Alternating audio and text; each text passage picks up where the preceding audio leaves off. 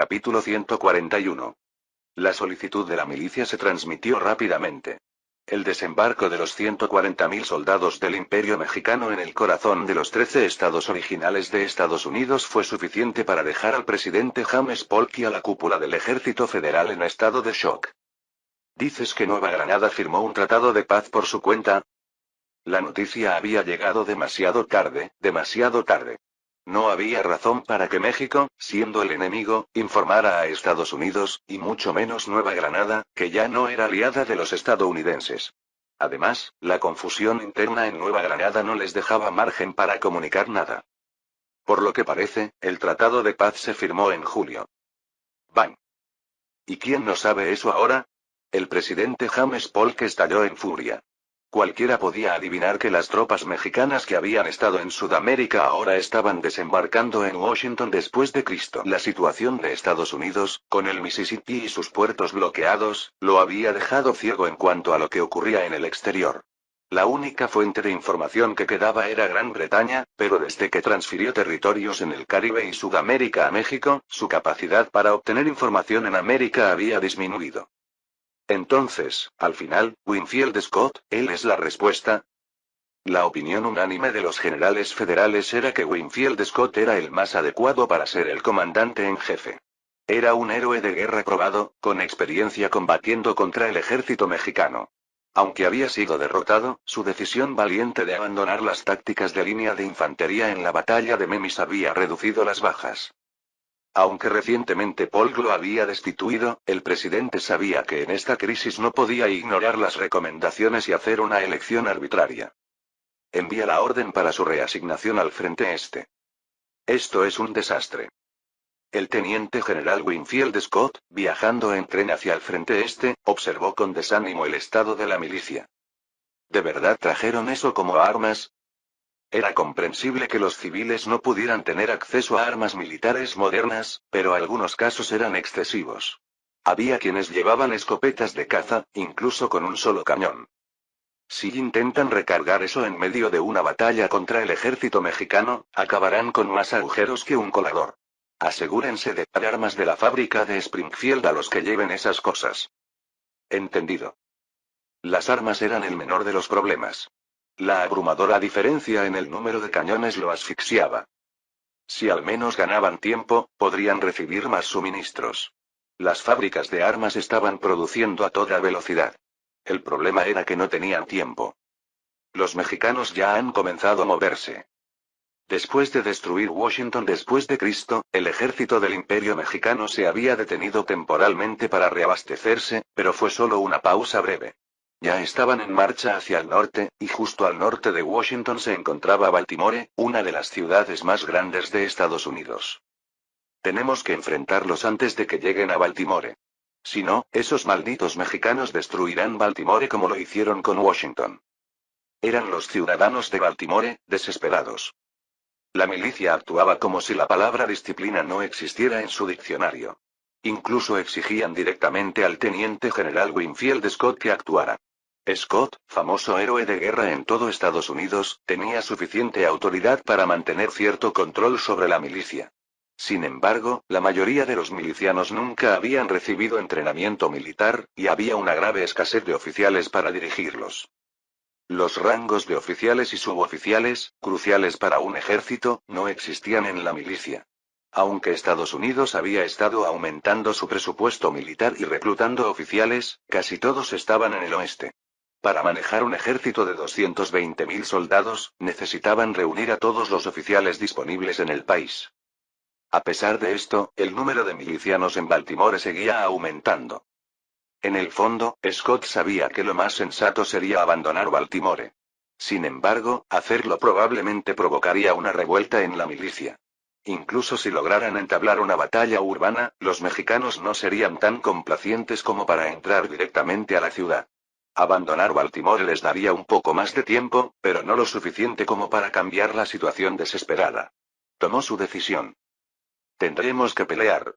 Prepárense lo más rápido posible.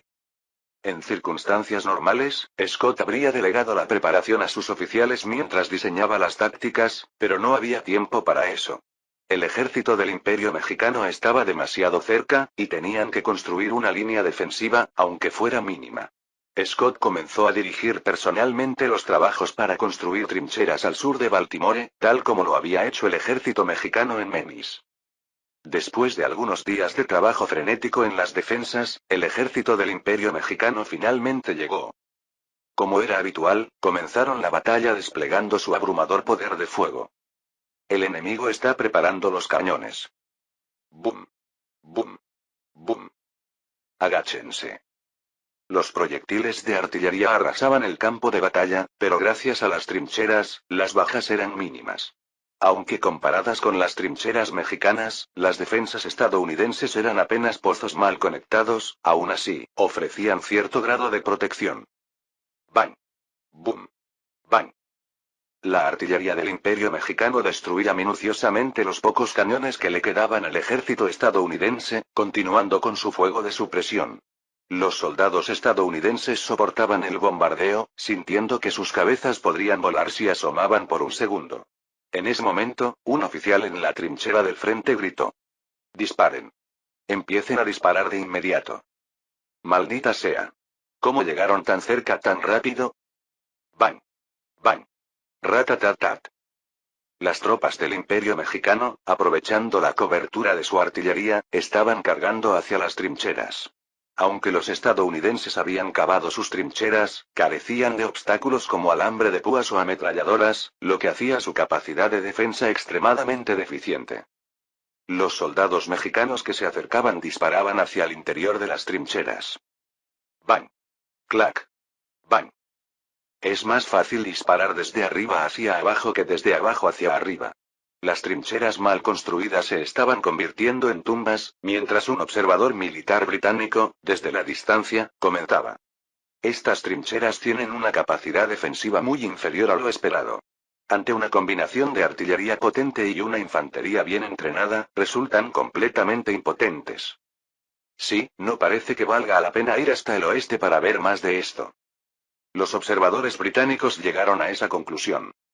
Mientras la milicia del este caía fácilmente ante el ejército del Imperio Mexicano, en el oeste, tras romper la primera línea de defensa el primer día, no se habían logrado avances significativos.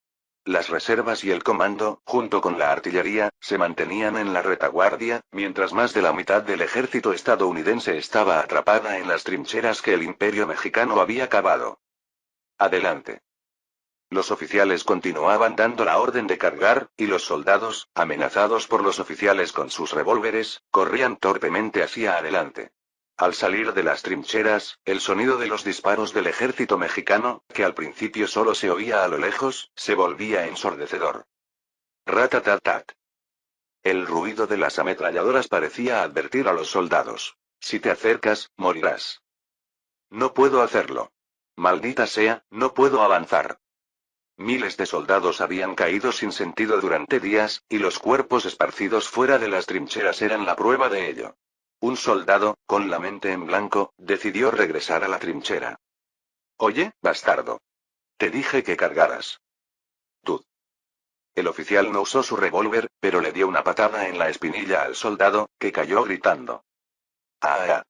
¡Ah! ¡Cobarde! Deja de quejarte y levántate». El oficial lo levantó agarrándolo del cuello, pero el soldado solo volvió a desplomarse en el suelo. ¡Ah! ¡Ah! Fue entonces cuando el oficial se dio cuenta de que el soldado había perdido la razón por completo. «Tranquilo. Estás en un lugar seguro, cálmate». Muchos soldados habían caído en un estado de terror extremo, desarrollando traumas y mostrando signos de locura. La situación llegó a tal punto que incluso los oficiales subalternos, como tenientes y capitanes, empezaron a cuestionar las órdenes de sus superiores. «Las bajas son demasiado altas». «Así es. Sinceramente, no parece que podamos romper las líneas». Aunque en un ejército, la cadena de mando exige obediencia, los gritos de dolor de los soldados se escuchaban cada noche, y los oficiales superiores también sabían que la batalla era una causa perdida. Pero el comandante en jefe, Zachary Taylor, se negaba a abandonar la lucha, por lo que las quejas eran ignoradas. Zachary Taylor también enfrentaba una presión similar. El presidente está observando esta batalla muy de cerca, repetía siempre el asesor presidencial. Estados Unidos aún recibía refuerzos y suministros a través de la parte superior del río Mississippi, que no había sido bloqueada, y cada vez que el asesor presidencial llegaba, traía el mismo mensaje. Zachary Taylor se cubrió el rostro demacrado con ambas manos. Todo esto era el resultado de su propia arrogancia, al haber asegurado que podrían recuperar Memphis. 24 de agosto de 1846, al anochecer. El ejército de los Estados Unidos finalmente reconoció, tras 10 días de combate, que era imposible retomar Memphis y que la operación de la gran contraofensiva había fracasado. La retirada no sería fácil. Salir de las trincheras significaba entrar en el rango de los cañones, rifles y ametralladoras del enemigo. Se anticipaban enormes pérdidas de vidas incluso durante la retirada. Sin embargo, no podían simplemente entregar a todo su ejército, por lo que se inició una desesperada operación de retirada. 25 de agosto, 3 a.m. Los centinelas despertaron a toda la unidad. No encendieron luces ni hicieron ruido. Salimos a la cuenta de 3. Todos cargaron su equipo y esperaron la señal para retirarse. 1. 2. 3. Con un suave suspiro, los soldados treparon fuera de las trincheras, pero no en dirección al enemigo, sino hacia el lugar de donde habían venido. Las trincheras exteriores, construidas originalmente por el ejército mexicano, pero que ahora servían como refugio para los estadounidenses, rodeaban Memphis. La retirada debía hacerse hacia el norte, así que los soldados al sur y al oeste esperaban a que los del norte comenzaran a salir. Con un suspiro de alivio, pensaban. Por fin salimos de este infierno. En ese momento, el sonido de una campana rompió la quietud de la madrugada. Clam, clam, clam, clam. Los estadounidenses están retrocediendo. No los dejen escapar. Aunque aún estaba oscuro, no era posible que un movimiento tan masivo pasara desapercibido. ¡Bang! Los centinelas del ejército mexicano comenzaron a disparar. La oscuridad no importaba. Los soldados estadounidenses estaban concentrados mientras se retiraban, y los disparos despertarían a las tropas mexicanas. Están huyendo. Prepárense para el combate en 3 minutos. Dequan, sobresaltado por el ruido de las campanas y los disparos, se despertó de golpe, pero al escuchar que el enemigo huía, saltó de la cama para prepararse. Fue el primero en estar listo y salió corriendo al frente. Está muy oscuro. Solo se oía el sonido distante de muchos hombres moviéndose. Con la experiencia de la batalla anterior, Dequan apuntó instintivamente y disparó. ¡Bang! Un grito de dolor resonó en la distancia. Dequan recargó inmediatamente. Clic. ¡Bang! Sus compañeros comenzaron a unirse a él, disparando mientras corrían. ¡Bang! ¡Tat, tat, tat! ¡Bang! ¡Maldición! Muchos soldados estadounidenses corrían aterrorizados, con las balas impactando a sus espaldas. Ya no había forma de ocultar la retirada, y los gritos y maldiciones brotaban de sus bocas. Por suerte, el alambre de púas que obstaculizaba su paso había sido retirado por las tropas de retaguardia al amanecer, lo que facilitaba la retirada. El sonido de las ametralladoras comenzó a mezclarse con los disparos, aunque, afortunadamente, no se oían los cañones. De los 220.000 soldados y los 20.000 refuerzos que participaron en la batalla, solo unos 100.000 lograron regresar con vida. Todos los cadáveres, excepto los de algunos oficiales, fueron abandonados en el campo de batalla. Cuando el presidente James Polk recibió la noticia de esta terrible derrota, quedó tan conmocionado que no pudo pronunciar palabra. Poco después, el Imperio Británico envió diplomáticos. Capítulo 142. Desde el este y el oeste llegaron simultáneamente noticias de derrotas. Lo más impactante fue el número de bajas en el frente occidental. Las 30.000 bajas de la batalla de Baltimore en el este parecían una noticia menor en comparación.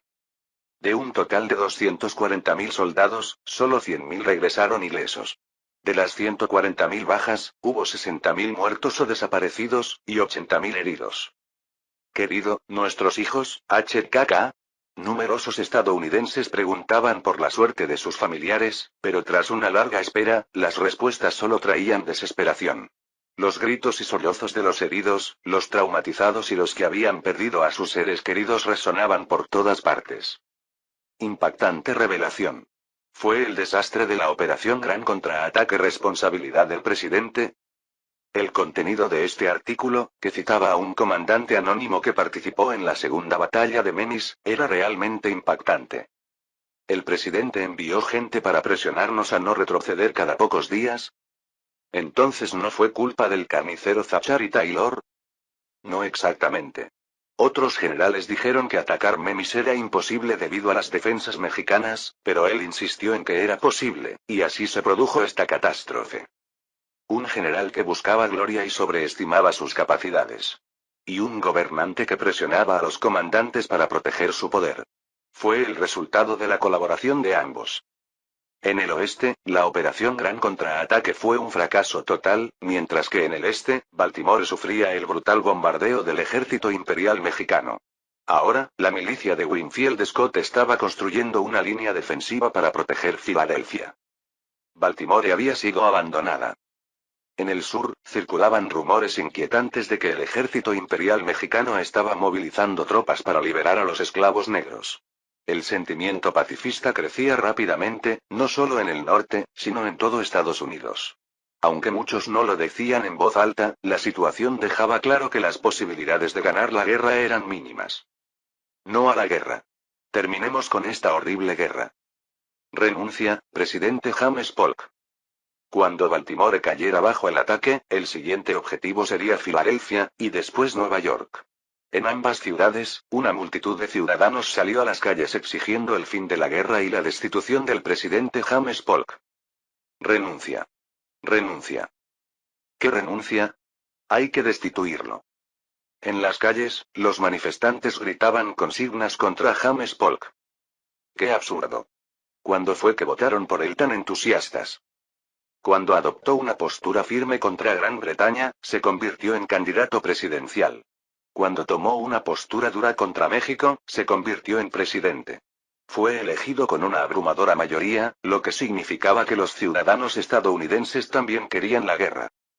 Incluso en esta situación crítica, James Polk no se culpaba por sus errores, sino que buscaba desesperadamente una forma de salir de la situación. Señor presidente, ha llegado el embajador Pakenham de Inglaterra. Díganle que entre. Richard Pakenham, quien en su momento fue embajador en México, había terminado su mandato y ahora servía como embajador en Estados Unidos. Aunque el embajador Pakenham notó que el rostro del presidente James Polk estaba demacrado al borde del colapso, lo saludó sin mostrarlo. Buenas tardes, señor presidente. Es un honor volver a verlo. Le traigo saludos cordiales de Inglaterra. Encantado de verlo. Será mejor que nos ahorremos las formalidades, pensó Pakenham al escuchar la escueta respuesta. Señor presidente, lamentablemente, al observar la situación actual con el Imperio mexicano, no parece que Estados Unidos tenga muchas posibilidades de victoria. En estos momentos difíciles, Inglaterra desea ofrecer su ayuda para mediar y así minimizar las pérdidas para su país. El presidente James Polk mostró interés en la propuesta directa del embajador. Cuando dice que ayudarán a minimizar las pérdidas de Estados Unidos, ¿se refiere a que apoyarán a nuestro país en la mediación? Sí, claro, pero con ciertas condiciones. El presidente James Polk calmó su corazón ligeramente agitado y preguntó. ¿Qué clase de precio estamos hablando? Hay un asunto entre Estados Unidos y Gran Bretaña que aún no se ha resuelto, ¿no es así? Se refería al tema de la soberanía sobre la región de Oregón, un asunto que el presidente Polk había defendido enérgicamente. ¿Estás sugiriendo que lo resolvamos ahora? Sí, no podemos cooperar mientras queda un problema sin resolver entre nuestras dos naciones. Y no es un asunto menor. Mencionar Oregón en este momento era una muestra descarada de ambición, pero sin la mediación de Gran Bretaña, era incierto cuánto tendrían que ceder a México. Quedaba claro que, tanto por mar como por tierra, Estados Unidos no estaba en posición de enfrentarse al Imperio mexicano. Si las cosas seguían así, pronto Filadelfia y Nueva York, en el este, estarían al alcance de las fuerzas imperiales mexicanas, y desde el oeste, podrían avanzar siguiendo el río Mississippi hasta los Grandes Lagos. Con la sensación de aferrarse a un clavo ardiendo, James Polk preguntó. ¿Cuál es la frontera que desea Gran Bretaña? Entonces, ¿Gran Bretaña ofrecerá su mediación? Pregunté. Sí, Su Majestad. Es lamentable que haya estallado la guerra, pero el daño para los ciudadanos de ambos países civilizados es ya demasiado grande. El Imperio mexicano ha solicitado en varias ocasiones que nuestro Imperio británico actúe como mediador, ¿no es así? El embajador Pakenham dijo esto mientras bebía su té. Si las condiciones son razonables, no tenemos motivos para rechazar la mediación. Al ver mi respuesta positiva, el embajador estadounidense John Slidell, que había venido junto con Pakenham, intervino. Entonces, ¿qué tal si detenemos los combates mientras se negocia el tratado de paz? Rechazo la propuesta. Si se demora, el único beneficiado será Estados Unidos. En ambos frentes, este y oeste, nuestras tropas estaban avanzando, preparadas para avanzar hacia el norte. No había razón para detener el avance y permitir que el enemigo se reorganizara. Al rechazar categóricamente la propuesta, el embajador Pakenham dijo: en ese caso, debemos avanzar rápidamente con las negociaciones. Primero, escuchemos las condiciones de Estados Unidos. Adelante. Aunque su tono era desafiante, John Slidell mantuvo la calma y presentó un documento preparado. Amablemente lo había traducido al español, pero las condiciones que ofrecían eran ridículamente insuficientes. Una indemnización de guerra de 50 millones de pesos, y ceder el territorio al oeste del río Mississippi, tomando como referencia el paralelo 35, donde está Memphis, ¿eso es todo? Mi reacción fue de incredulidad, y el embajador Pakenham intervino. Es solo el punto de partida para la negociación, ¿no es así? John Slidell asintió rápidamente, casi como si fuera un títere de los británicos. ¿Puedo saber cuáles son las condiciones del Imperio mexicano para la paz? Respondí con claridad. Estamos dispuestos a comprar todo el territorio al oeste del río Mississippi que posee Estados Unidos por 15 millones de dólares. Con esa condición, terminaremos la guerra. ¡Bang! Esto es una locura, es absurdo. John Slidell se levantó de golpe de su asiento, mostrando una actitud de total indignación. Incluso el embajador británico, Richard Pakenham, se sorprendió un poco. Todo el territorio al oeste del Mississippi es una extensión enorme. Además, 15 millones de dólares, ¿estás sugiriendo que ese vasto territorio se venda por solo 15 millones de dólares? Es ridículo. Estados Unidos también compró todo el territorio de Luisiana a Francia por aproximadamente 15 millones de dólares, ¿no es así? La suma de 15 millones de dólares es un número simbólico. La compra de Luisiana también fue por 15 millones de dólares, y el Tratado de Guadalupe Hidalgo, firmado en 1848 en la historia original, también implicaba esa cantidad. Cuando el embajador Pakenham guardó silencio, el embajador John Slidell se sentó de nuevo y habló. La compra de Luisiana fue hace ya 43 años. Los precios en esa época eran muy diferentes a los de ahora. Además, a diferencia de aquel entonces, cuando esas tierras estaban casi desiertas, ahora se han convertido en el hogar de muchos estadounidenses. No es un territorio que se pueda vender tan fácilmente. El hogar de los estadounidenses, para decir eso, el 90% de la población de Estados Unidos vive al este del río Mississippi. Los resultados del censo del año pasado lo demuestran. Básicamente, estaba diciendo que esas tierras no eran lo suficientemente significativas como para ser consideradas un hogar para los estadounidenses, ya que habían sido compradas a Francia hace apenas 40 años por 15 millones de dólares. Ante mi firmeza, los embajadores Pakenham y Slidell intercambiaron miradas. Hablemos de nuevo mañana. De acuerdo. Les dije mientras se disponían a marcharse.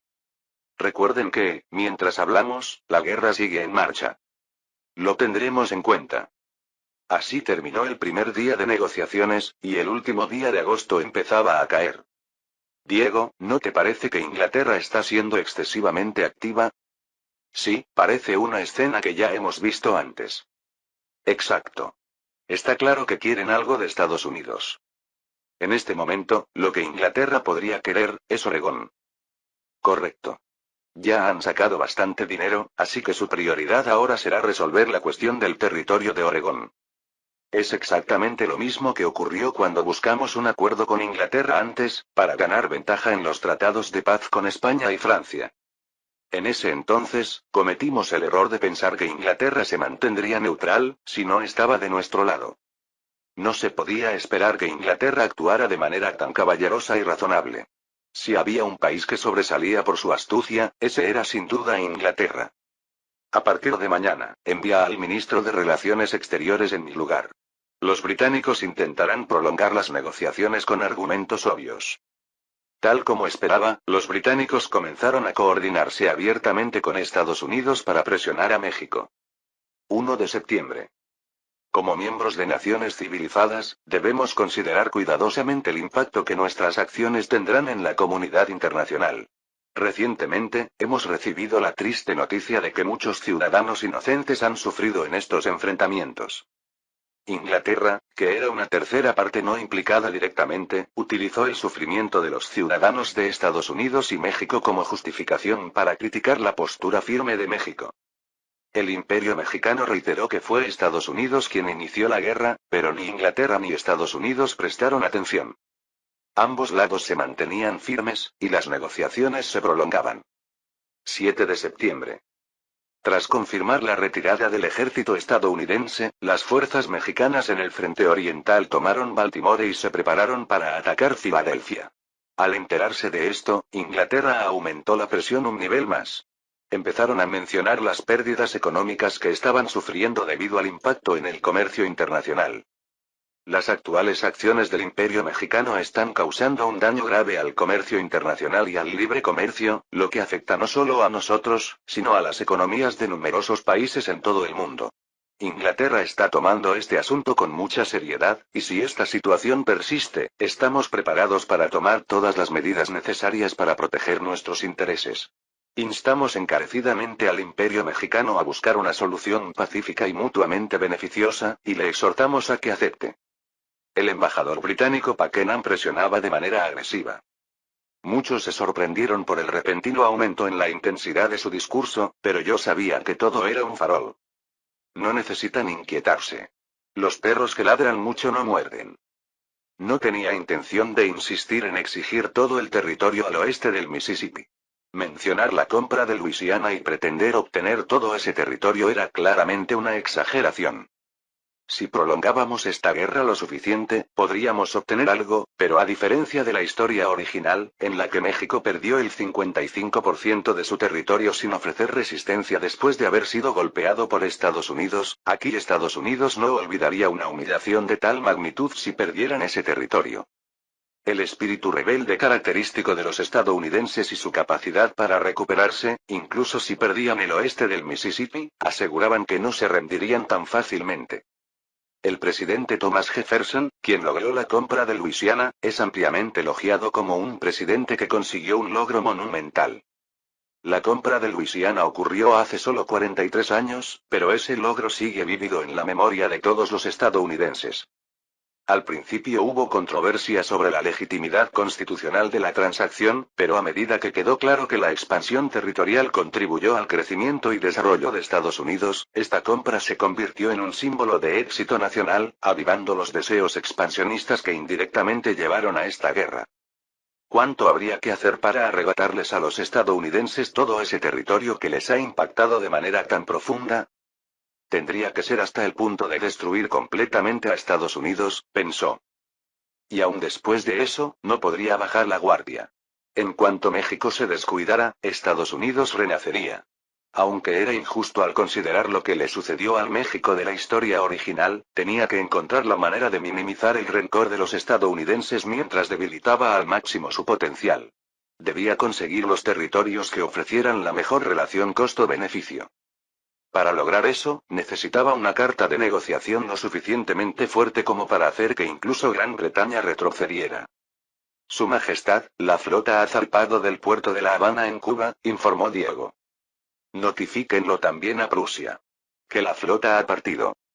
Mientras las negociaciones con Gran Bretaña y Estados Unidos se alargaban, la mitad de la flota del Imperio mexicano se dirigía hacia Prusia. Capítulo 143. Adelante. La ciudad de Baltimore no fue destruida como Washington D.C. Winfield Scott había retirado a sus tropas cuando la ciudad comenzó a ser devastada, y el ejército del Imperio mexicano ocupó Baltimore sin mayor resistencia. A través del puerto de Baltimore, los soldados mexicanos recibieron refuerzos y suministros, y avanzaron hacia el norte. 15 de septiembre de 1846. Noreste de Estados Unidos, ciudad de Filadelfia. El gran ejército del Imperio Mexicano estaba ya a las puertas de la ciudad. Henry, que estaba apostado en una trinchera, dio una palmada en el hombro de su hermano menor, que temblaba. Ambos eran ciudadanos de Filadelfia. Esta vez nos hemos preparado mejor, ¿verdad? Sí.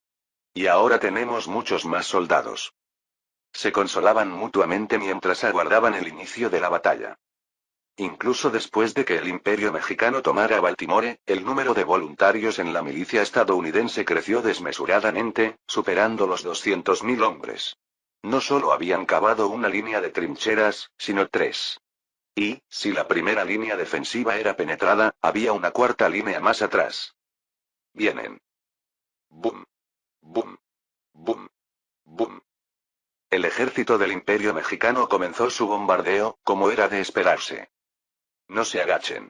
Impidan el avance del enemigo. Era cierto. La infantería mexicana comenzó su asalto, y esta vez la milicia disparó de inmediato, a diferencia de veces anteriores. Rat-tat-tat. Rat-tat-tat. ¡Ac! El campo de batalla había cambiado en muchos aspectos, pero otras cosas seguían igual. Todavía no había obstáculos como alambre de púas, ni ametralladoras, y la cantidad de rifles militares y cañones era desesperadamente insuficiente. No había suficientes oficiales para dirigir a las tropas, así que el general Winfield Scott, ya anciano, tuvo que liderar en el terreno. Wosh. Oye. Muévete. Boom. Un proyectil aterrizó justo frente a la trinchera, golpeando de lleno la cara de un soldado que estaba disparando. Aquella escena horrorosa sembró el miedo en el corazón de quienes lo presenciaron. Aún así, las trincheras no cedieron por completo. A diferencia de la vez anterior, cuando la primera línea fue rota en solo medio día, esta vez la batalla se prolongaba. Hemos aguantado 3 días en la primera línea defensiva. Sí, general. Además, hemos tenido menos bajas que antes. En cambio, las pérdidas del enemigo han aumentado. El oficial a cargo hizo su informe, pero la expresión de Winfield Scott no se suavizó mientras sostenía los papeles. ¿Estás contento con una proporción de 2-1? Por supuesto, las cosas habían mejorado considerablemente. En batallas anteriores, la proporción de bajas había llegado a 3-1 o incluso a 4-1. El problema era que el Imperio Mexicano no parecía tener intención de detener la guerra, y habían reanudado el reclutamiento de tropas con una determinación férrea. Si los Grandes Lagos son atacados, incluso si Inglaterra nos suministra materias primas a través del río San Lorenzo, será el fin. Tal como temía, las tropas del Imperio Mexicano en el oeste avanzaban rápidamente hacia el norte. Cuanto más tiempo pasaba, más favorable era la situación para México. El príncipe heredero del Imperio Mexicano también lo sabía perfectamente. Durante su última visita a las negociaciones, el príncipe lanzó una declaración explosiva. Propongo que abolamos esa bárbara institución de la esclavitud. ¿Qué? Alteza, ni siquiera estamos en una negociación. Y ahora añade más condiciones. El embajador Slidell y el embajador Pakenham se quedaron atónitos. Pakenham, tratando de recuperar la compostura, preguntó. ¿No tiene intención de negociar? La situación en el frente ha cambiado. Hemos avanzado más de 400 kilómetros hacia el norte a lo largo del río Mississippi en el oeste, y en el este, el asedio a Filadelfia está progresando sin contratiempos. Su Alteza. Exclamó Pakenham, dándose cuenta de que el príncipe heredero no temía en absoluto las amenazas británicas. Las 2 semanas de intensas negociaciones parecían haberse esfumado. Pero no podía rendirse todavía. Los intereses, el prestigio de su país, y los acuerdos con Estados Unidos dependían de su capacidad para negociar. Mientras el embajador británico se esforzaba por encontrar las palabras, el príncipe heredero tomó la iniciativa. ¿Han recibido ya el territorio de Oregón? Ese era un acuerdo que se había negociado en secreto. No había manera de que el príncipe heredero lo supiera. Pakenham pensó que debía ser una trampa para sonsacar información. Los fríos y calculadores ojos del príncipe escrutaban cada expresión del embajador. Aunque Pakenham logró mantener su póker face gracias a una extraordinaria fuerza de voluntad, no fue el caso de Slidell. El príncipe heredero desvió su mirada hacia el rostro visiblemente perturbado de Slidell, confirmando lo que sospechaba. Pakenham también lo notó, y aunque imaginó que el príncipe había fortalecido sus sospechas, decidió mantenerse sereno. Su Alteza, Oregón es un asunto entre el Imperio Británico y Estados Unidos. No necesariamente. Oregón también está al oeste del Mississippi, ¿no? Cualquier acuerdo que hayan hecho es inválido. Tendrán que negociar de nuevo con nuestro Imperio Mexicano. Esto no era una amenaza dirigida a Estados Unidos, sino al propio Imperio Británico. El príncipe heredero estaba exigiendo que devolvieran el territorio que les había sido prometido. Incluso el calmado embajador Pakenham, quien había mantenido su compostura durante toda la tensa negociación, no pudo evitar indignarse ante semejante demanda. Su Alteza. ¿De verdad está dispuesto a cruzar esa línea? Piense con sensatez. Recuerdo que la semana pasada dijiste, Gran Bretaña está dispuesta a tomar todas las medidas necesarias para proteger sus intereses. Entonces permíteme decirte lo mismo. El Imperio Mexicano también está preparado para tomar todas las medidas necesarias para proteger los intereses de México. La confrontación de voluntades alcanzaba un punto crítico, una situación que podía realmente desatar una guerra. Aunque el embajador estadounidense John Slidell deseaba ver ese desenlace, el embajador británico Richard Pakenham no lo hacía. Había recibido instrucciones claras de que, bajo ninguna circunstancia, se permitiera que estallara una guerra. El silencio llenó la sala. Pakenham debía escoger cuidadosamente sus próximas palabras. Pero antes de que pudiera hablar, el príncipe heredero esbozó una ligera sonrisa y dijo: Antes de seguir hablando, comunícate un poco más con tu país. Entonces entenderás lo que realmente quiero decir. Con esa frase, el príncipe heredero abandonó la sala de reuniones. El Parlamento británico estaba sumido en el caos. Mientras las tensiones con el Imperio Mexicano continuaban, llegó una noticia impactante. La gran flota del Imperio Mexicano ha pasado por el estrecho de Dover y se dirige hacia Prusia. ¿Gran flota? ¿Y solo se quedaron mirando? ¿Qué esperabas que hicieran? ¿Atacar una flota que va hacia un país aliado? La noticia era un golpe inesperado. ¿Por qué México había enviado su flota hacia Prusia, su aliado? Era una amenaza. El reino de Prusia ya había entrado en la guerra del lado del Imperio Mexicano y estaba preparando tropas. Gran Bretaña ya sabía que Prusia estaba movilizando fuerzas, pero lo que no esperaban era que la flota mexicana, que creían destinada a América del Norte, podría estar lista para golpear Londres si fuera necesario. Incluso los miembros más duros del Parlamento británico sintieron un escalofrío recorriendo sus espinas. El Imperio Mexicano se ha vuelto completamente loco. Es el momento de aplastar su arrogancia desmedida de una vez por todas. Algunos parlamentarios reaccionaban de manera emocional, mientras que otros comenzaban a abogar seriamente por la guerra. Esta amenaza es un desafío y una intimidación directa contra nuestro imperio británico. Si comenzamos a ceder ante esos insolentes mexicanos, el prestigio de nuestro imperio caerá por los suelos, y nuestra hegemonía estará en peligro. Entremos en la guerra antes de que Estados Unidos se retire. Yo mismo dirigiré el ejército. Era Arthur Wellesley. Estaba medio resignado, pensé. Esta era la última oportunidad de atrapar a ese monstruo llamado Jerónimo Iturbide. Sin embargo, cuando Wellesley empezó a hablar seriamente sobre la guerra, la atmósfera se volvió incierta. ¿Pero realmente, podemos permitirnos una guerra? En este punto, más de la mitad de la flota del Imperio Mexicano se había reunido en Prusia. Era una fuerza mayor que la de la flota del Hogar Británica y la cercana flota del Mar del Norte combinadas. A diferencia de México, que había concentrado casi todas sus fuerzas en la región del Caribe, la flota británica estaba dispersa por todo el mundo. Para enfrentarse a la flota mexicana, Gran Bretaña también tendría que reunir al menos la mitad de sus fuerzas distribuidas globalmente. Si traemos la flota, las actividades coloniales se verán interrumpidas. ¿Están dispuestos a asumir esas enormes pérdidas? Exactamente. Incluso si entramos en la guerra, sería para beneficiar a Estados Unidos. ¿Vamos a enfrentarnos al Imperio Mexicano solo para adquirir algunas colonias en América del Norte, territorios deshabitados? Los diputados del Partido Liberal manifestaron inmediatamente su oposición. ¿Qué garantía tenemos de que el Imperio Mexicano no nos atacará si no lo atacamos primero? Tienen más de 80 barcos y un gran ejército reunido en Prusia. Incluso nuestro imperio británico podría sufrir una gran catástrofe si bajamos la guardia. ¿Un ataque preventivo de México? Eso no tiene sentido. Correcto. Aunque las circunstancias sean difíciles en este momento, el Imperio Mexicano siempre ha cooperado con nosotros. El comercio entre nuestros países es enorme. ¿Qué ganaría México atacando al Imperio Británico? Antes de la guerra, Estados Unidos y México eran los principales socios comerciales el uno del otro. Ambos eran potencias emergentes en rápida industrialización, y la proximidad geográfica los convertía en socios comerciales ideales. Gran Bretaña era el segundo mayor socio comercial de México.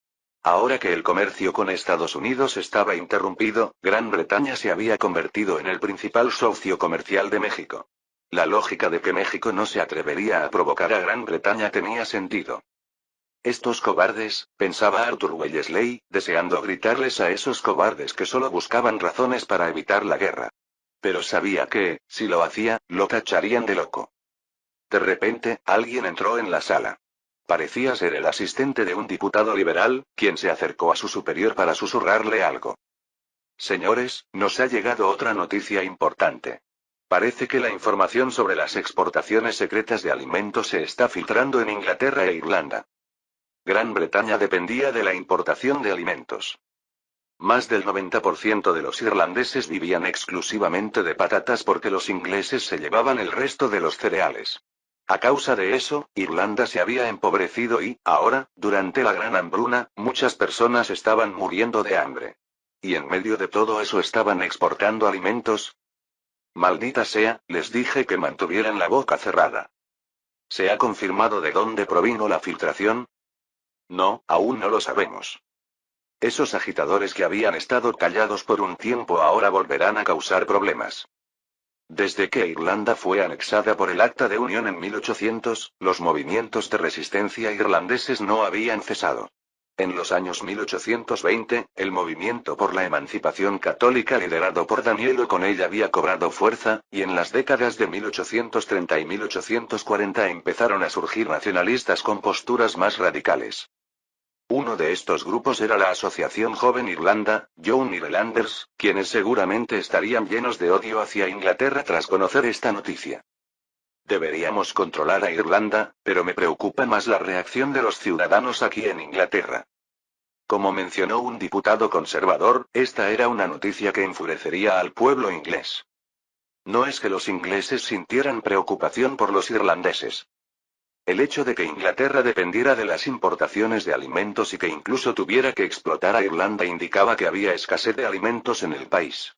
La explosión demográfica en Inglaterra había sobrepasado la capacidad de las granjas locales para abastecer a la población.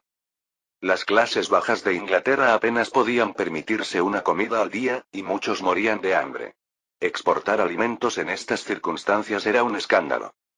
Por supuesto, el gobierno británico había previsto esto y no estaba exportando los alimentos que tenía en casa, sino aquellos que había comprado a otros países con precios agrícolas estables, los cuales se estaban exportando a Estados Unidos. Pero, como temían los diputados, el pueblo inglés se enfureció contra el gobierno, y los irlandeses respondieron con odio. Pronto comenzaron a celebrarse manifestaciones contra el gobierno en toda Irlanda y también en Londres. Pasemos por alto lo de México. De acuerdo. Ya tenemos suficiente con nuestras colonias y la situación entre Rusia y el Imperio Otomano.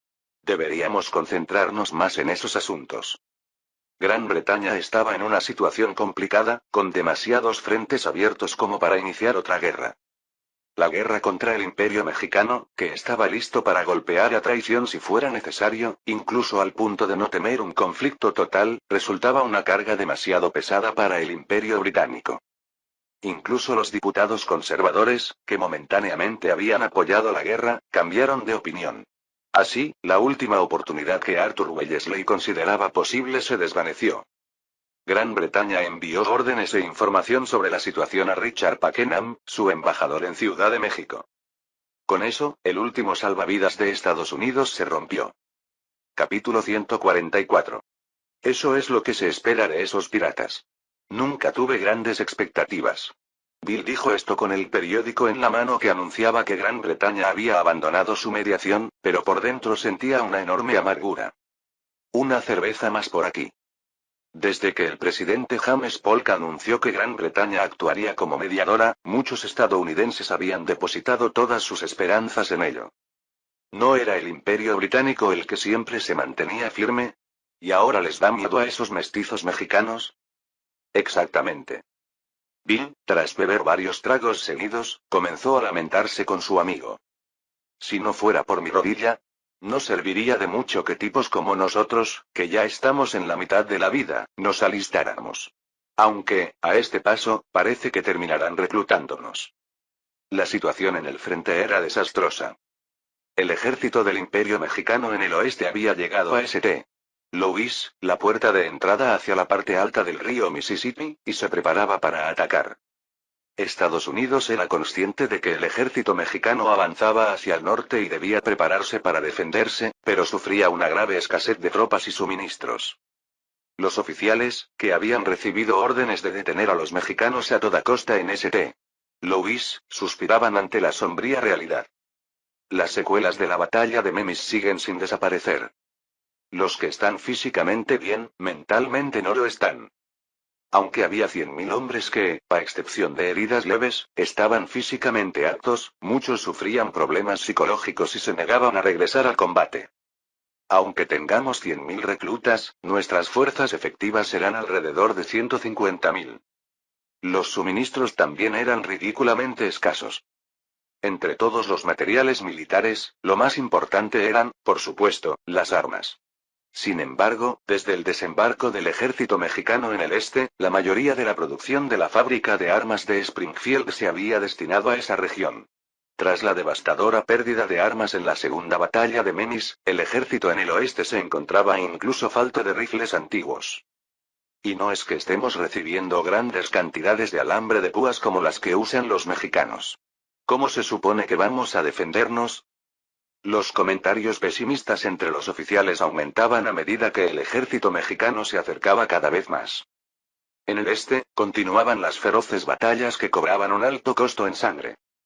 Aunque parecía que la milicia dirigida por Winfield Scott lograba defender con éxito el sur de Filadelfia de los ataques del ejército del Imperio Mexicano, la realidad era que un número alarmante de milicianos estaban sacrificando sus vidas para mantener las posiciones.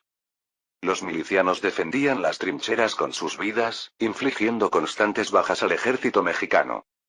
¡Bum! Un proyectil del ejército mexicano atravesó el pecho de Henry justo cuando intentaba disparar una última vez. No. Su hermano menor, Alex, que estaba agachado y recargando su arma, fue testigo del horror. Henry, hermano. Henry, con un gran agujero en el pecho, murió sin poder pronunciar sus últimas palabras.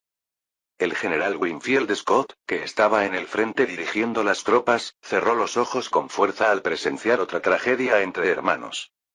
Habían logrado cierta efectividad al volver a implementar las tácticas de trincheras que habían fallado antes, pero la falta de cañones, oficiales capacitados y soldados entrenados era algo que las trincheras por sí solas no podían compensar. Tácticamente, ya hacía tiempo que deberían haber abandonado la defensa debido a las grandes pérdidas humanas, pero no podían permitírselo. No podemos perder Filadelfia. Aunque la ciudad de Filadelfia era extremadamente importante tanto económica como políticamente, si caía, el siguiente objetivo sería la ciudad más grande e importante de Estados Unidos, Nueva York. Ni el presidente ni los milicianos querían retroceder. Y el resultado de esa determinación era esta trinchera teñida de rojo. La sangre de los soldados había teñido la tierra de las trincheras, al punto de que era casi imposible distinguir su color original. Un soldado que había perdido a su hermano gritaba desesperado mientras disparaba su rifle, y el general no pudo evitar imaginar un futuro terrible. Oye. Envía a alguien a calmar a ese soldado. Winfield Scott despachó a uno de sus dos valiosos ayudantes, pero el general estaba en la retaguardia, mientras que el soldado afligido estaba en la primera línea del frente. Había escasez de oficiales, y las órdenes tardaban en llegar. La tragedia se repetía una y otra vez. ¿Están pidiendo que detengamos los combates mientras cumplen las condiciones del armisticio? Sí. Hemos recibido instrucciones de abordar las negociaciones con la mayor disposición cooperativa. Les suplico que lo consideren. El embajador John Slidell, a quien no veía hacía tiempo, se mostraba mucho más retraído que antes, posiblemente porque el embajador británico Pakenham ya no estaba con él. ¿Una actitud cooperativa? De acuerdo, pero a cambio, retiren sus manos de las líneas defensivas en St. Louis y Filadelfia. No refuercen más sus posiciones. Eso. Si detenemos los combates, seremos los únicos que perderemos, ya que somos quienes estamos atacando. Aunque no toquen las defensas, seguirán reforzándolas desde atrás. Con esto ya estoy haciendo una gran concesión. Aunque en realidad, no era así. México no había sufrido grandes pérdidas, y estábamos mitigando los efectos de la guerra al integrar a los inmigrantes irlandeses, quienes se dirigían a las áreas más necesitadas. En pocas palabras, nuestra economía estaba en buen estado. Por el contrario, Estados Unidos no estaba tan bien. Su economía estaba en caída libre, y si manteníamos esta situación por un año más sin avanzar, su sistema colapsaría. John Slidell reflexionó durante un buen rato antes de hablar con dificultad. De acuerdo. Detendremos los combates durante las negociaciones, y no tocaremos las líneas defensivas. Perfecto. Las negociaciones serias habían comenzado. Los dos puntos clave eran la esclavitud y el territorio. La abolición de la esclavitud es algo que deben decidir los estados. Si el gobierno federal intenta imponer su abolición, no podemos prever cómo reaccionarán los estados del sur. Además, abolir la esclavitud no ofrece ningún beneficio tangible para México. Les pido que cedan en este tema. Bueno, decir que no hay beneficios tampoco es del todo cierto, pensé. No podía negar que mi conciencia y los valores sobre derechos humanos de mi vida moderna me habían impulsado a exigir la abolición de la esclavitud. Sin embargo, decir que no había beneficios tangibles tampoco era completamente cierto. Primero, la abolición de la esclavitud serviría como un punto de conflicto interno para Estados Unidos. La división entre el norte y el sur sobre este tema no sería fácil de resolver, especialmente porque esta guerra fue, en parte, provocada por la huida de esclavos. Sería una excelente manera de desviar las culpas. Segundo, si se abolía la esclavitud, un número significativo de personas esclavizadas podría emigrar al Imperio Mexicano, donde la vida sería mucho más llevadera para los negros. Además, ya habíamos logrado crear esa imagen favorable entre los afroamericanos de Estados Unidos. Tercero, la imagen de una monarquía que se opone a la esclavitud sería también un beneficio a largo plazo. Aunque en este momento no ayudara mucho, en el futuro lo haría. Por todas estas razones, me negué. No. Podemos negociar sobre el territorio, pero no cederemos en la abolición de la esclavitud. No sea tan inflexible, bueno, entonces hablemos del territorio. A pesar de los esfuerzos incansables de John Slidell, Estados Unidos había perdido su capacidad de negociación, y ya no quedaba mucho que él pudiera hacer. Octubre de 1846. Mira esto. Están diciendo que podremos conservar la mitad del territorio occidental. Bill, emocionado al encontrarse con su amigo, ni siquiera lo saludó antes de mostrarle el artículo de un periódico. ¿Cómo es que este periódico sabe sobre las negociaciones en curso? Su amigo murmuró con desconfianza mientras leía el artículo. Señaló una parte del texto. Espera, dice aquí que la abolición de la esclavitud no es negociable. ¿Viste eso? No. Esto está mal. Es obvio que esos sureños de Dixie van a montar en cólera. Para los habitantes del norte, que incluso habían soñado con la pesadilla de perder todo el territorio al oeste del río Mississippi a manos del Imperio Mexicano, las condiciones actuales no parecían tan malas.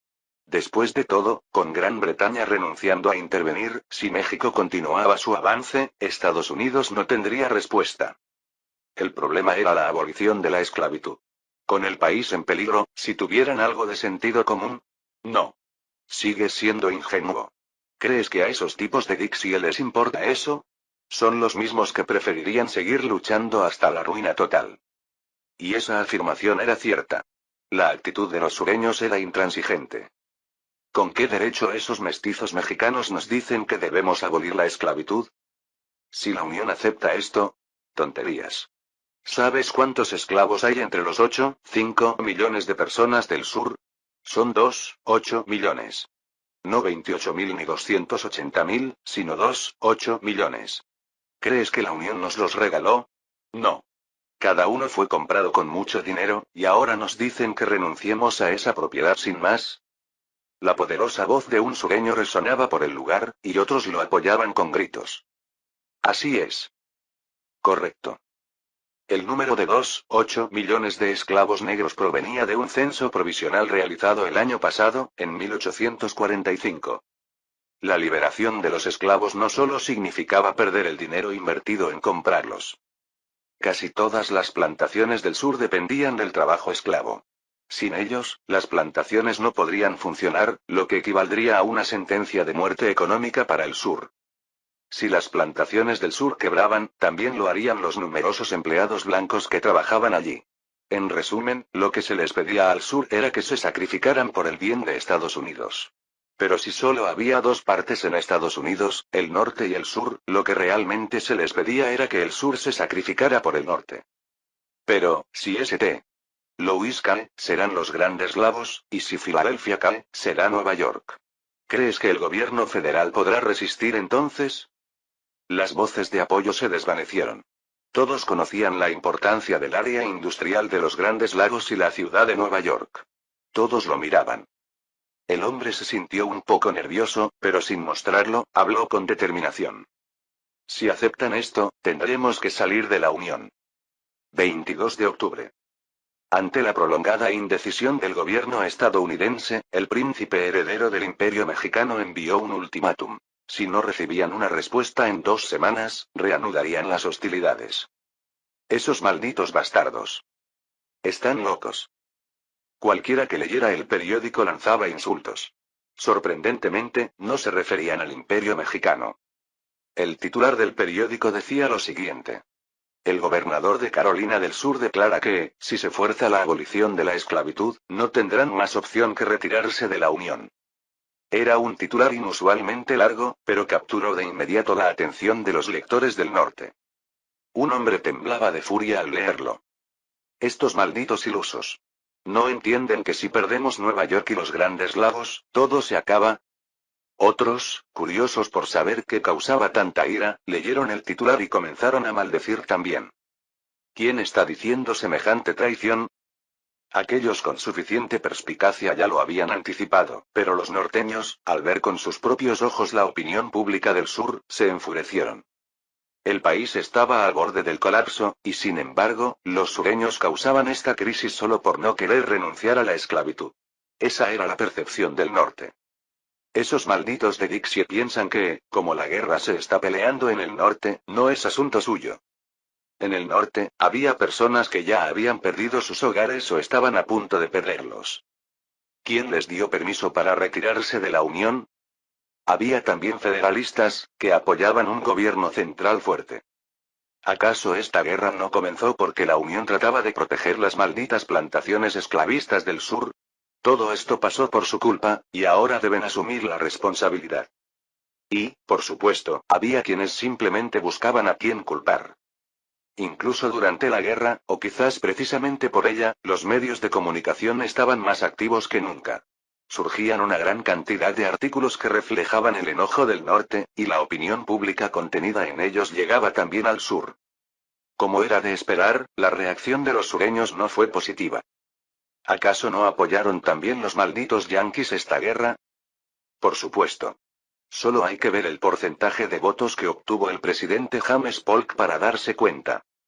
En términos de población blanca, los estados libres del norte tenían más del doble de habitantes que los estados esclavistas del sur. Eso significaba que era estructuralmente imposible que el sur eligiera a un presidente por sí solo. El hecho de que James Polk, un evidente expansionista, fuera elegido con una aplastante mayoría de votos demostraba que contaba con el apoyo de toda la nación. Y ahora querían culpar a esta guerra como si fuera producto de la codicia inmoral de los terratenientes esclavistas del sur. Es ridículo. Y además nos llaman traidores. ¿Quiénes crees que son los responsables de que hayamos llegado a este punto por no participar adecuadamente en la guerra? Ni siquiera se ofrecieron como voluntarios, e hicieron de todo para evitar ser reclutados. Exactamente. ¿Acaso no fueron los sureños los que lucharon en la batalla de Nueva Orleans y en la primera batalla de Memphis? Los del norte simplemente se quedaron mirando, porque no era su problema, y cuando México desembarcó en el noreste, fue entonces cuando, de repente, se autodenominaron patriotas y comenzaron a unirse a las milicias. Es repugnante. Esto se refería a los primeros días de la guerra. Cuando el Imperio Mexicano atacó a gran velocidad, los que se ofrecieron voluntariamente para defender al país fueron, en un 90%, sureños. Ahora que lo pienso, si hubieran apoyado desde el principio con esta intensidad, probablemente habríamos podido defender Nueva Orleans. ¿Quiénes son los egoístas y traidores aquí? No lo entiendo. Son unos hipócritas repulsivos. Para los sureños, culparlos por la causa de la guerra y llamarlos traidores por no renunciar a la esclavitud era solo otra muestra de la hipocresía de los yanquis. Este no es momento para pelear entre nosotros. Estamos en guerra, y los malditos mexicanos pronto volverán a atacar. Dejemos de pelear y trabajemos juntos. Alguien propuso esto, pero ni el norte ni el sur estaban dispuestos a ceder. Tampoco podían hacerlo. Para los sureños, la esclavitud era tan importante como lo eran Nueva York y los Grandes Lagos para los norteños. Incluso si no hubiera razones lógicas, el odio era una emoción que se propagaba con una alarmante rapidez. El conflicto entre el norte y el sur, entre federalistas y antifederalistas, que había estado latente durante tanto tiempo en la sociedad estadounidense, finalmente salió a la superficie gracias a la guerra. Virginia y Georgia también aceptarán la abolición de la esclavitud sí, continuación. Como si alguien hubiera avivado las llamas, la opinión pública se encendió rápida y ferozmente. Los estados del sur declararon en cadena que si la abolición de la esclavitud se decidía, se retirarían de la Unión. Ante esta crisis sin precedentes de división nacional en medio de la guerra, el presidente James Polk fue incapaz de tomar una decisión, y fue el tiempo el que decidió por él. Durante el período de tregua, el ejército del Imperio Mexicano, con nuevas tropas y suministros, lanzó su ataque una vez más. Capítulo 145. Aunque los pacifistas, que solían ser solo un pequeño grupo, estaban aumentando rápidamente, ese momento había muchos, tanto en el sur como en el norte, que creían que aún era demasiado pronto para abandonar la guerra. Amigos. Aún no es momento de rendirse. Miren el número de patriotas que se están uniendo a la milicia. Hay miles de personas dispuestas a arriesgar sus vidas para defender este país. No podemos rendirnos ahora y entregar la mitad de nuestro territorio a esos imperialistas mexicanos. A medida que la nación enfrentaba una crisis, cientos de miles de voluntarios se concentraron en Filadelfia, demostrando un fervor patriótico que parecía querer compensar los últimos 33 años de crecimiento de la población, que se había triplicado en ese tiempo. Así es. Podemos comenzar una guerra de guerrillas. El enemigo ha penetrado profundamente en nuestro territorio, y si resistimos hasta el final, inevitablemente ganaremos. Aunque sus argumentos eran optimistas hasta el punto de ser irreales, emocionalmente conectaban con muchos. Las razones eran variadas. Muchos todavía creían, o querían creer, en la propaganda de James Polk, que afirmaba que el Imperio Mexicano había provocado la guerra. Otros habían perdido familiares o sus hogares a manos de los mexicanos. Y luego estaban aquellos que preferían luchar hasta el final antes que entregar el territorio al oeste del Mississippi. Incluso había quienes, habiendo apoyado la guerra desde el principio, sentían vergüenza de cambiar de opinión. Ha pasado solo un año desde que comenzó la guerra, y ya hay tantos traidores pidiendo rendirse. En el sur, se organizaban milicias de decenas de miles de hombres para recuperar Nueva Orleans, mientras que en el norte, grandes grupos se preparaban para retomar las zonas que antes ocupaba Washington después de Cristo y Baltimore. En todo el país, se formaban milicias en grupos de cientos o miles. La mayoría de los estadounidenses no simpatizaban con los expertos que sugerían que, debido a la pérdida de territorios estratégicos, Estados Unidos debía rendirse para evitar mayores daños. La guerra llevaba apenas unos meses, las zonas ocupadas representaban solo una fracción del territorio estadounidense, y aún quedaban armas, municiones y comida en los almacenes. Claro, ¿desde cuándo los británicos han sido nuestros aliados? Si no fuera porque esos despreciables mexicanos estaban preparados y nos atacaron cuando menos lo esperábamos, no estaríamos en esta situación. Nos superan en número solo por 7 millones. Este ambiente comenzó a cambiar cuando las tensiones entre el norte y el sur, relacionadas con la abolición de la esclavitud, emergieron a la superficie. Maldita sea. Esto parece una guerra en la que los norteños morimos para proteger los esclavos de esos malditos sureños. En el sur no había combates. Tanto en el frente occidental como en el oriental, la guerra se libraba en el norte, y los muertos eran principalmente del norte. Dicen que México ha hecho grandes concesiones en la negociación. El hecho de que el Imperio mexicano hubiera suavizado su postura y ofreciera concesiones tuvo un gran impacto en la opinión pública. Al menos en el norte, el sentimiento a favor de la paz se convirtió en dominante. Amigos. Solo podremos salvar nuestro país si terminamos la guerra. No sacrifiquemos más jóvenes del norte por los esclavistas del sur. No importa lo que digan los sureños, terminemos esta guerra y luego pensemos en lo que sigue. Exacto. Dicen que se retirarán de la Unión. Que lo intenten. Mientras que en el norte el pacifismo ganaba terreno, en el sur desaparecía por completo. Pedirles que abolieran la esclavitud era, para ellos, como pedirles que aceptaran la muerte. Los malditos yanquis del norte están dispuestos a sacrificar al sur y vender la mitad del país solo para salvar sus propias vidas. ¿Cómo pueden seguir llamando a esto una unión? Ya estamos hartos de la hipocresía de esos cobardes del norte. Exacto. Tenemos que actuar de inmediato. Tenían que lanzar su ofensiva antes de que el presidente, presionado por la opinión pública del norte, aceptara un tratado de paz. Los demás asintieron. Si pierden St. Louis o Filadelfia, no podrán resistir mucho más. Ya se oyen voces que piden matar al presidente James Polk. El presidente Polk estaba atrapado apoyando al sur. Aunque era cierto que el norte tenía más votantes, ya era tarde para cambiar de bando. La guerra había comenzado con el objetivo de proteger los intereses esclavistas del sur, y eso no cambiaría. Los norteños, que antes apoyaban la guerra y ahora se volvían pacifistas, no respaldarían a James Polk de ninguna manera.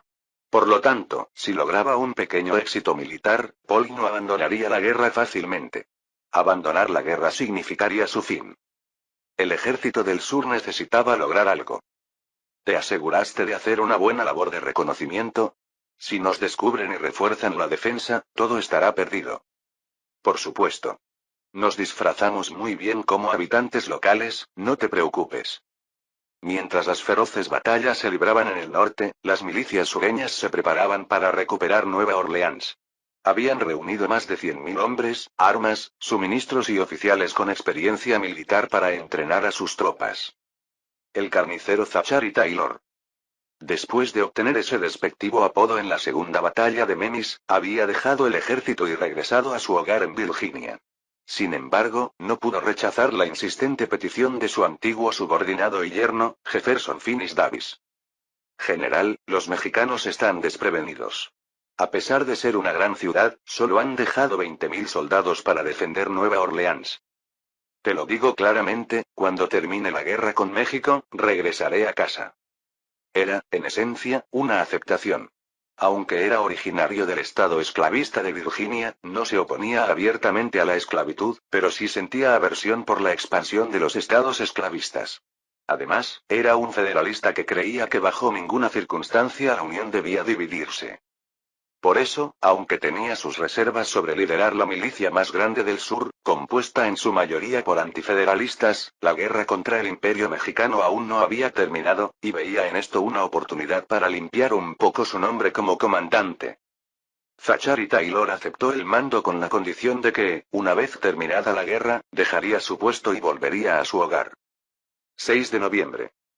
Era el último día del plazo de 2 semanas que había dado el Imperio mexicano. Los combates se reanudaron en los frentes este y oeste, y los nortistas lanzaban insultos llenos de odio contra el presidente y los sureños. Sin embargo, ese día también era cuando el ejército del sur tenía planeado el ataque a Nueva Orleans. Esta vez sí. Durante las primeras fases de la guerra, el ejército del Imperio mexicano había sido difícil de enfrentar, pero ahora la situación era diferente. Quieren seguir ganando la guerra contra los Estados Unidos mientras mantienen su economía intacta. No han necesitado una movilización masiva para seguir adelante. Así es, pero es hora de mostrarles que su arrogancia ha llegado a su fin.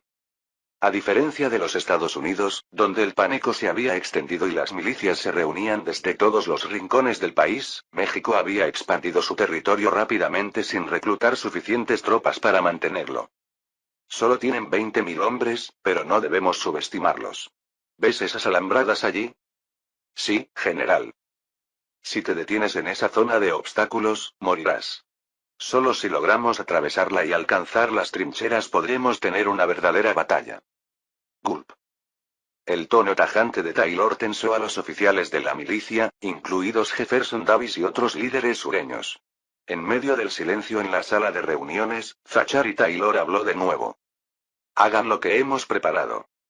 Zachary Taylor, habiendo experimentado de primera mano la crudeza de la guerra de trincheras, se había preparado meticulosamente. Al igual que antes, habían traído tablas de madera, pero esta vez contaban con varias patas debajo, diseñadas para cruzar con estabilidad las zonas de obstáculos. El problema de estas tablas era que eran demasiado engorrosas para ser utilizadas fácilmente en combate, pero Taylor había ideado una solución. Era un método que solo podía usarse en el sur. Oye. Si sueltas la tabla de madera, morirás. ¿Entendido?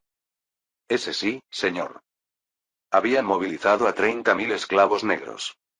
El ejército del sur les había dado lanzas de madera a los esclavos negros, traídos de diversas plantaciones, y estos tenían que correr hacia las líneas enemigas cargando esas tablas y las lanzas, desarmados y expuestos.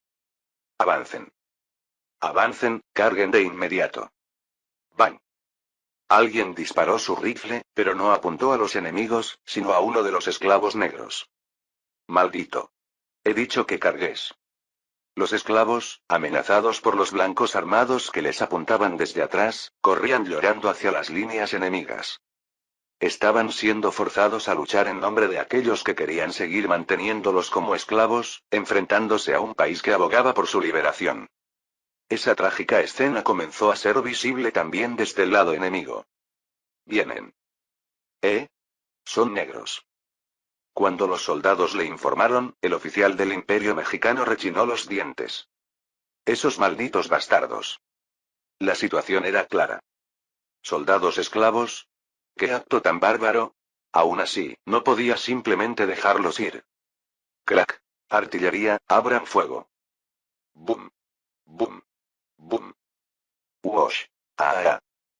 No quería luchar por esos despreciables dueños de plantaciones esclavistas. Si al menos tuviera un arma, ¿los habría matado a todos? Eso pensaba un esclavo mientras corría. Ese tipo de fantasía era lo único que le permitía soportar la horrible realidad. ¡Wow! Finalmente, cuando estaba a punto de colocar la tabla de madera sobre el alambre de púas, ocurrió. Rat-tat-tat-tat-tat. Ratatat. El fuego enemigo del Imperio Mexicano llovía sobre ellos. Muchos cayeron heridos o muertos y dejaron caer las tablas de madera, pero su sacrificio no fue en vano. Es ahora. Ataquen. Los soldados del ejército del sur, que habían tardado en avanzar, treparon sobre los cuerpos de los negros caídos y las tablas de madera.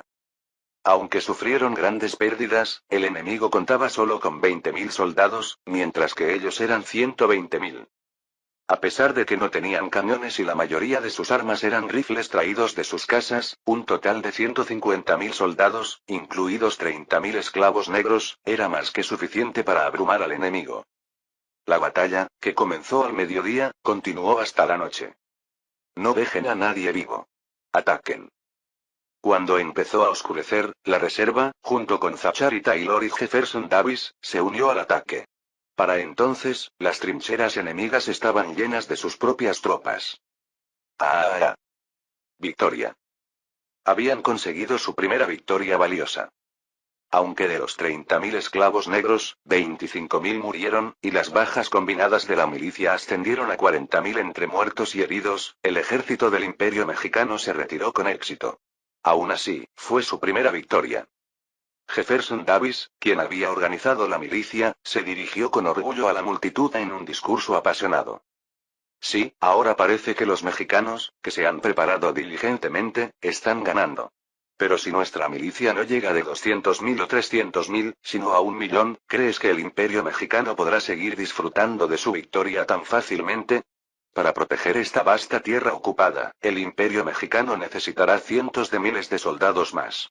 Tenemos que hacer callar a esos idiotas que siguen pidiendo la rendición sin siquiera comprender esta simple realidad.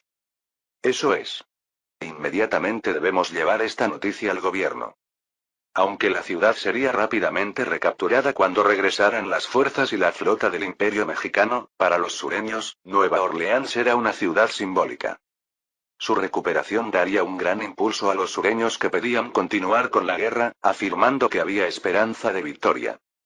Un mensajero se apresuró a llevar la noticia al presidente James Polk, que se encontraba en Pensilvania. Viajó en tren en los tramos en los que aún funcionaban, y a caballo el resto del camino, pero el viaje tomó más de 2 semanas. El 21 de noviembre, cuando llegó a Pittsburgh, el mensajero notó algo extraño en el ambiente. Había una sensación de euforía que no correspondía a una ciudad de un país que estaba perdiendo la guerra. Disculpe, ¿qué está ocurriendo? ¿Por qué la gente está celebrando? Fin del capítulo 145.